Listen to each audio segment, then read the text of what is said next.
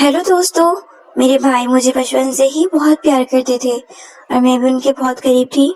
मैं अम्मी अब्बू से भी ज्यादा उनसे लगाव रखती थी। आहिस्ता आहिस्ता मैं बड़ी होती गई और हमारी दोस्ती और भी गहरी होती चली गई। उस वक्त मैंने नई जवानी में कदम रखा था और अपनी सहेलियों से मर्द और औरत के रिश्तों के बारे में नई नई बातें सुन रही थी। भाई से मेरी दोस्ती इतनी गहरी थी कि मैं उनसे हर बात शेयर कर लेती थी और उनसे बातों करके मुझे बहुत सुकून मिलता था। एक रात की बात है कि अम्मी और अब्बू घर पर नहीं थे। भाई के सर में बहुत दर्द था। भाई के सर में बहुत तेज दर्द हो रहा था। उन्होंने मुझसे कहा, आमना जरा चाय बनाकर मेरे कमरे में ले आओ। मैंने जल्दी से चाय बनाई और भाई के कमरे में ले गई। भाई ने चाय साइड टेबल पर रखवा दी। मैं उनके पास ही ले गई कि भाई मेरा सर दबा दो। भाई अपने फोन देख रहे थे। भाई मुझे वीडियो दिखाने लगे। उस वीडियो को देखकर मुझसे बच्ची नहीं होने लगी। चलो दोस्तों, मैं शुरू से ही बताती हूँ कि क्या हुआ। मेरा नाम आमना है और मैं 19 साल की हूँ। अभी मैंने 12वीं क्लास पास की है। मुझे पढ़ने का बहुत शौक था, लेकिन मेरे अब्बू मेरी पढ़ाई के खिलाफ थे। मैंने अम्मी और भाई से कहा कि मैं आगे पढ़ना चाहती हूँ, तो क्या आप दोनों मेरी मदद करोगे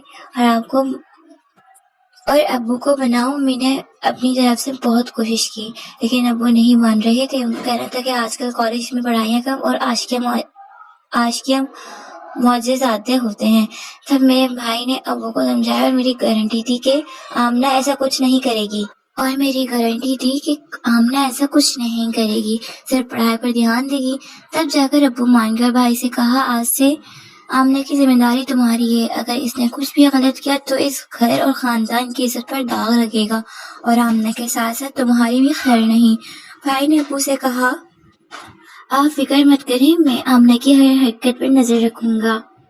इस वक्त मुझे पता नहीं था कि भाई के जहन में क्या चल रहा है और वो मेरी इतनी हमदो अफजाई क्यों कर रहे हैं। लेकिन मजे की बात ये थी कि मैंने कभी सोचा भी नहीं था कि मेरी और भाई की दोस्ती इतनी आगे तक जाएगी।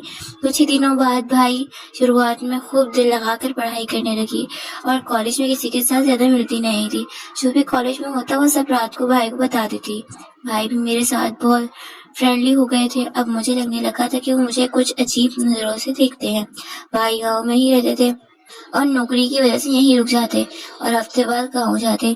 कॉलेज में मेरी दोस्ती एक लड़की से हो गई। उसके साथ दो मेरी सहेलियां ने मुझे बताया कि उनकी शादी तो नहीं हुई, लेकिन वो दोनों एक दूसरे के साथ तमाम हदें पार कर चुकी हैं। उसके बाद मैं अपनी सहेली से वो सब कुछ पूछने की कोशिश करने लगी और शायद मुझे उस उम्र में पूछना ठीक नहीं था। उम्र ऐसी थी कि मैं उन बातों की वजह से आसानी से गलत रास्ते पर जा सकती थी और फिर ऐसा ही होने लगा। मुझे भी उन बातों में दिलचस्पी होने लगी। मेरे किसी लड़के से दोस्ती नहीं थी, इसलिए जब भी मैं ऐसी बातें सोचती तो मेरे दिमाग में भाई की तस्वीर आ जाती। लेकिन भाई का रवैया और उनकी बातें मेरी सोच को मजीद परेशान कर देती थी। हालांकि मैं अभी तक भाई के दिल की बात नहीं जान पाई थी। कभी कभी मुझे लगता था कि शायद वो भी मेरे बारे में ऐसा ही सोचते होंगे, लेकिन कभी कभी उनका रवैया बहुत सख्त हो जाता था। वो मुझसे याद दिला देते थे कि वो कितने सख्त हैं और अगर मैंने कोई गलती की तो मेरे साथ साथ उनका भी बुरा हाल हो जाएगा। और उनकी ये बातें सुनकर मैं खुद को कंट्रोल करने की कोशिश करती थी। लेकिन कहते हैं ना कि जवानी इंतहाई होती है। जवानी तो ऐसी में जिसे ही कॉलेज जाती फिर वही सब बातें सुनने को मिलती। फिर मैं कॉलेज से घर आकर अपने दोस्तों की बताई हुई बातों को सोचने लगती हूँ। उस दिन मेरे भाई जॉब से घर वापस आए तो आकर बैठे गए और पूछने लगे, क्या सोच रही हो आमना। मैं अपनी हर बात भाई को बताती थी। फिर वो चाहे जैसी बातें हो, भाई भी मुझे ऊपर से नीचे तक देखते हुए बोले, हाँ बताओ क्या बताना है। तो मेरी दोस्त मुझे बता रही थी कि इंटरनेट पर बहुत किस्म की वीडियोस होती हैं जिनमें हर तरह की वीडियोस मिल जाती है। तो मैं ये कह रही थी कि आपके पास भी तो मोबाइल है और साथ में नेट का पैकेज भी लगा हुआ है, आपने भी वो वीडियोस देखी होंगी, तो क्यों ना हम दोनों मिलकर वीडियोस देखें और एंजॉय करें। मैंने ये बात अपना चेहरा भाई के करीब लाकर सरगोशी वाले अंदाज में कही। वो फटी फटी आंखों से मेरी तरफ देखने लगे। मुझे लगा जैसे वो मुझे अच्छी तरह से पिटाई लगाएंगे, लेकिन फिर अचानक ही उन्होंने मुझे बड़े गौर से देखा और फिर शायद दिल में कुछ फैसला किया और फिर वो मुस्कुराए और मुझसे सरगोशी वाले अंदाज में कहने लगे, देखो आमना, ऐसी बातें अबू के सामने मत करना वरना तुम्हारा तो बुरा हाल होगा, साथ ही मुझे भी घर से निकाल देंगे।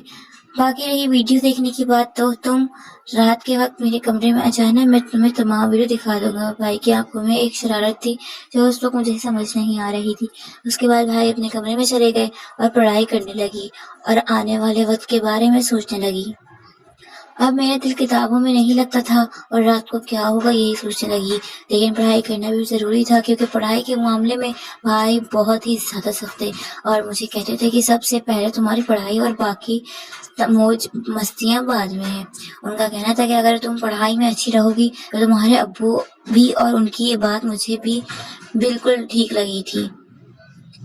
اس لیے میں نے اپنے دل سے ساری باتیں نکال دی اور دل لگا کر اپنے کالج کا کام کرنے لگی اور جلدی جلدی سارا کام ختم کر دیا۔